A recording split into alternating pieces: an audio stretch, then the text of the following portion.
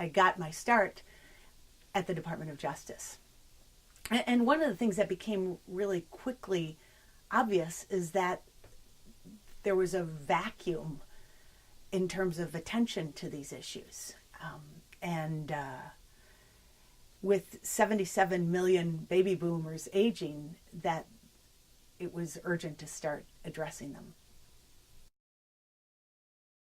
The status of the elder abuse field right now, I would say, is a lot further along than we were a decade ago, but with a very, very long way to go. So, for example, if you compare it to the child abuse field or domestic violence, we're about 40 years behind where child abuse is, both in terms of the knowledge and the response, and also about 2 decades behind the domestic violence field.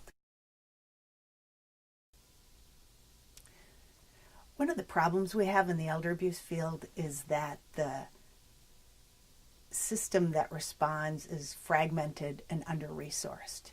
So you have a tremendously important responder like Adult Protective Services, but we don't properly fund them or train them or help develop national standards for responses. And so what we have is the impression that there is a system to respond, but in fact, it's nowhere near as effective as it needs to be.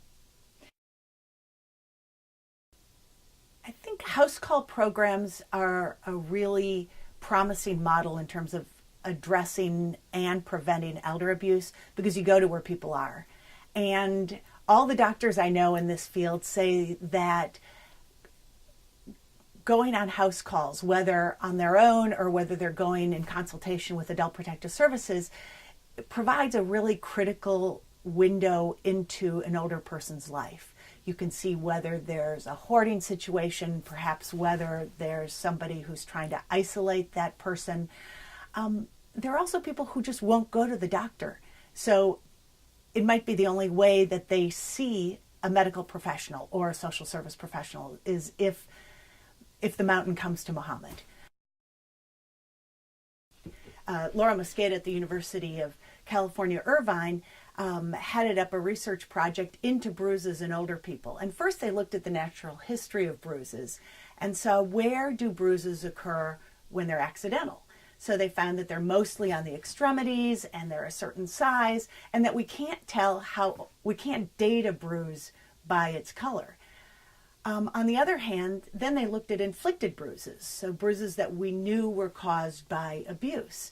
And those bruises looked very different. They were bigger, they took longer to resolve, and they were in different locations. So you would see them on the soles of the feet or the hands, around the head and neck more, around the inner thigh or genitalia. So when it comes to bruises, we now know what kind of a bruise is suspicious and what kind isn't. And that really helps everyone on the front lines to better understand when they should be reporting a bruise and when it's pretty innocuous.